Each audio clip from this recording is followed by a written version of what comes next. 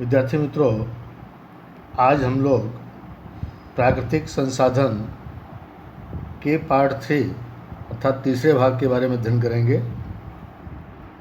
दूसरे भाग के अंतर्गत जल संसाधन संबंधी समस्याएं और निराकरण के उपाय तथा भूमि संसाधन संबंधी समस्याएं और उसके निराकरण के उपाय के बारे में अध्ययन कर चुके हैं। आज पार्ट 3 के अंतर्गत हम खनिज संसाधन के बारे में अध्ययन करेंगे। विद्यार्थी मित्रों, अभी अपने पृथ्वी की सतह के नीचे जैविक और अजैविक पदार्थ गर्मी और दबाव के कारण परिवर्तित होकर जब एक निश्चित रासायनिक संरचना धारण करते हैं तो ऐसे पदार्थों को खनिज कहते हैं। खनिज की परिभाषा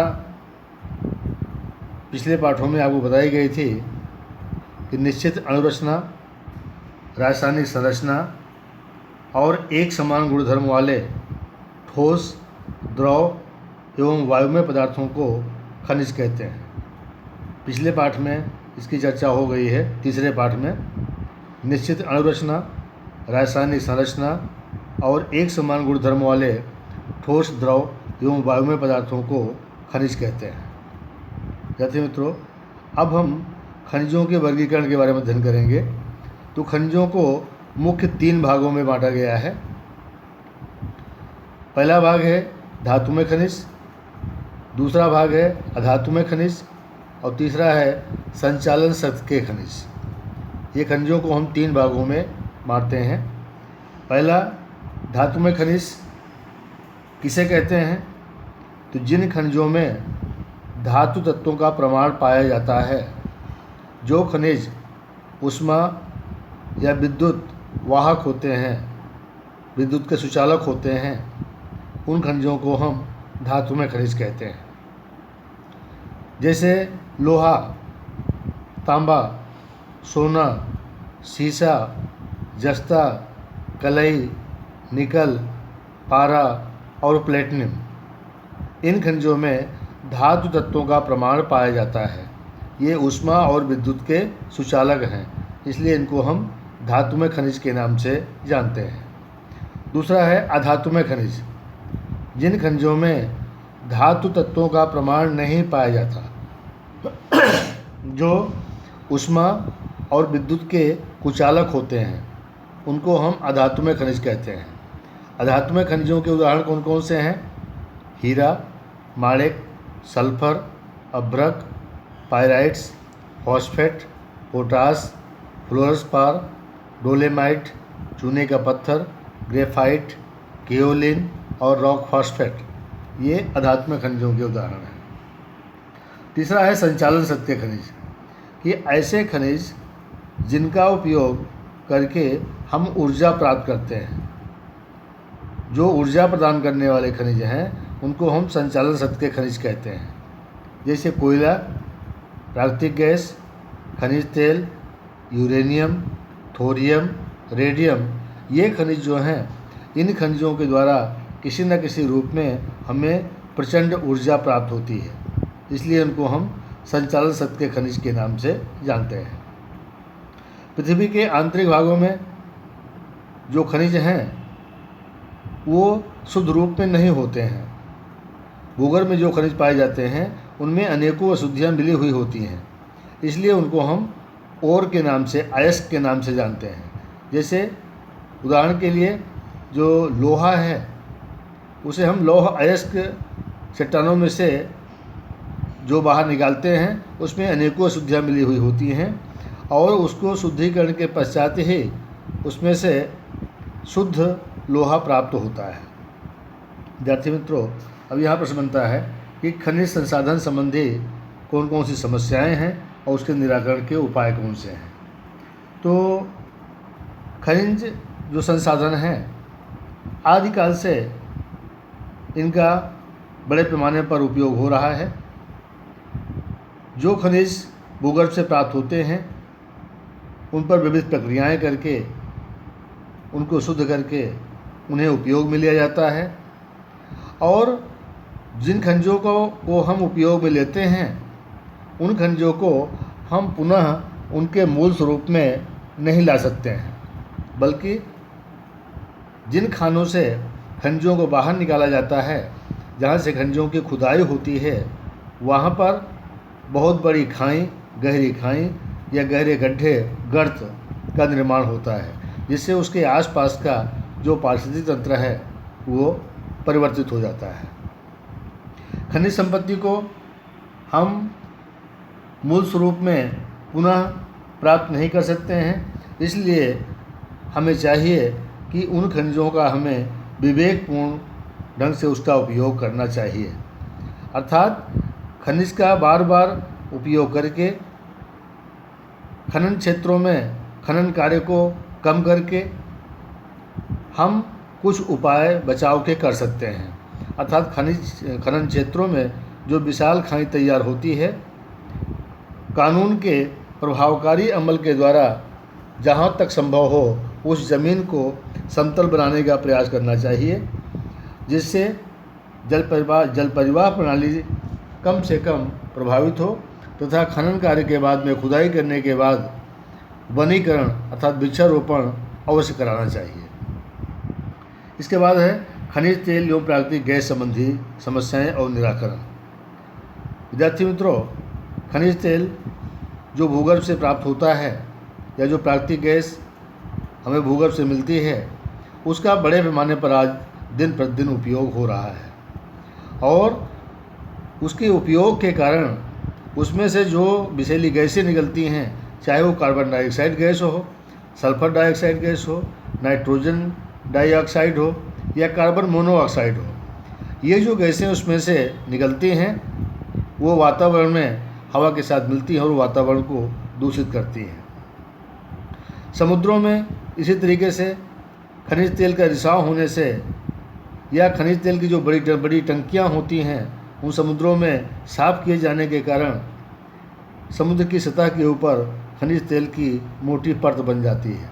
उसका प्रभाव यह पड़ता है कि जो समुद्र की सतह की जो वनस्पति होती है, इसको हम प्लैंकटन कहते हैं, जो समुद्री जीवों की मुख्य खुराक होती है, श्वास मतलब उसके अस्तित्व के समझ खतरा पैदा हो जाता है।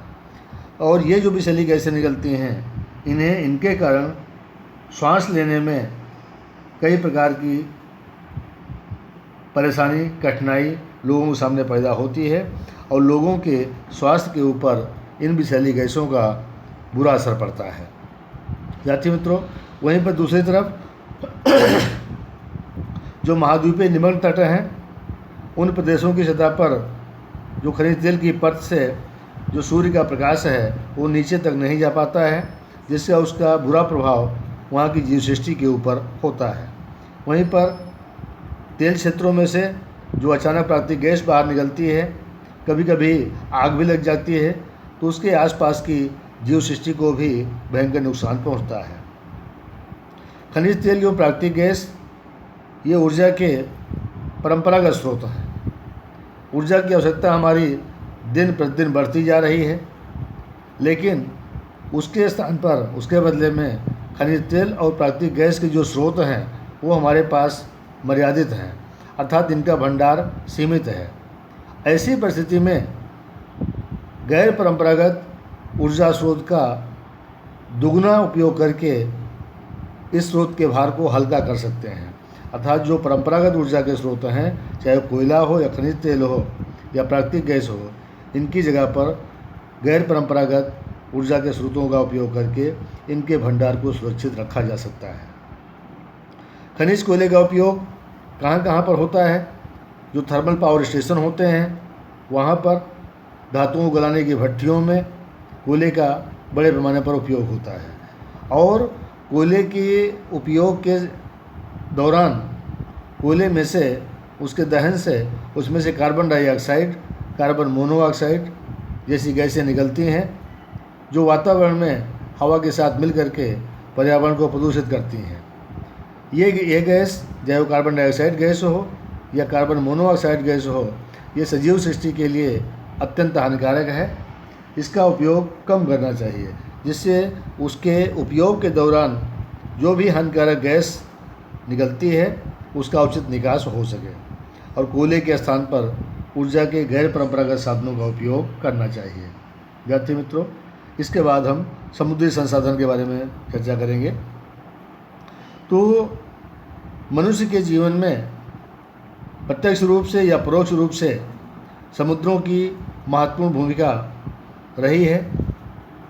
आज पृथ्वी पर है उसकी अपेक्षा अधिक प्राकृतिक संस्कृत समुद्र में है।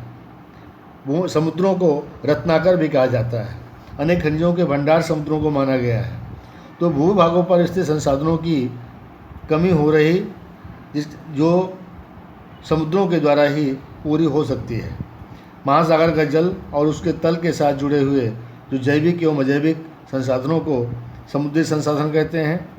समुद्री जल, उसमें रहने वाले प्राणी, वनस्पति, समुद्री निक्षेप, जैविक और अजैविक पदार्थों के अतिरिक्त लहर ऊर्जा जो समुद्री तरंगें होती हैं, उसमें जो ज्वार भाटा आता है वो ऊर्जा का महत्वपूर्ण स्रोत माना जाता है।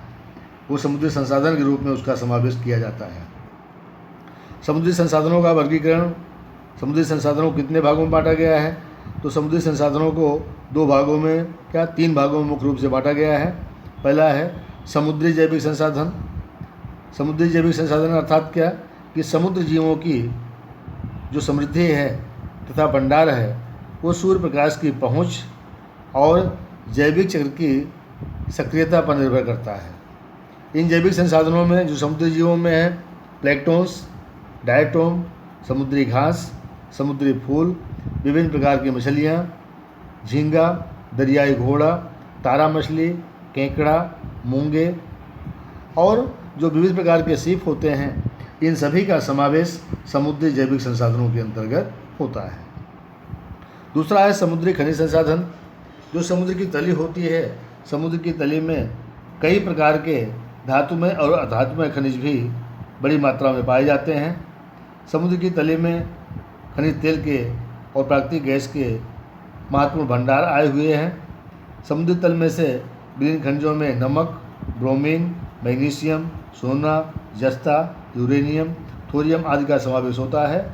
और समुद्र के तल में स्थित खनिजों में मैग्नेटाइट, मोनोजाइट, गंधक, हीरा जैसे खनिज समुद्र की तली से प्राप्त होते हैं।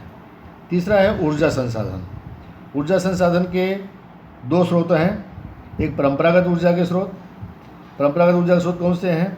ये ऐसे खनिज जिनका हम हमेशा लगातार उपयोग करते चले आ रहे हैं और जिनके निकट भविष्य में समाप्त हो जाने की पूरी संभावना है। ऐसे खनिजों को हम परंपरागत ऊर्जा के स्रोत कहते हैं, चाहे वो कोयला हो, खनिज तेल हो या प्राकृतिक गैस हो। अब मैक्सिको की खाड़ी, उत्तर सागर और उत्तर अलास्का, मैक्सिको, ऑस्ट्रेलिया, ताइवान और जापान के समुद्री किनारे जो आए हुए क्षेत्र हैं उनमें से खनिज तेल और प्राकृतिक गैस मिलती है। अरब सागर में भी भारत में मुंबई के पास बॉम्बे हाई समुद्र के तल में से निर्माण कार्य करके खुदाई करके खनिज तेल और प्राकृतिक गैस प्राप्त की जाती है। ये तो परंपरागत ऊर्जा के स्रोत हुए। दूसरा है गैर परंपरागत ऊर्जा के स्रोत। गैर परंपरागत ऊर्जा के स्रोत अर्थात क्या? जिसमें समुद्र के किनारे आने वाले जो ज्वार भाटा होते हैं, जिसमें प्रचंड समुद्री लहरें उत्पन्न होती हैं, उनका उपयोग करके हम ज्वारीय ऊर्जा प्राप्त कर सकते हैं। कनाडा का नोवा स्कोशिया तथा फंडी की खाड़ी में 15 मीटर तक ऊंची ज्वार आती है। इस ऊर्जा का उपयोग करके बिजली पैदा की जाती है और छिछले समुद्र में पंखा रखकर समुद्र के प्रवाह की गति का उपयोग करके जनरेटर द्वारा भी बिजली उत्पन्न की जाती है। विद्यार्थी मित्रों, वीडियो को ध्यान से सुनिएगा और समझने का प्रयास कीजिएगा और इसके बाद की चर्चा जो है हम चौथे भाग के अंतर्गत करेंगे। धन्यवाद।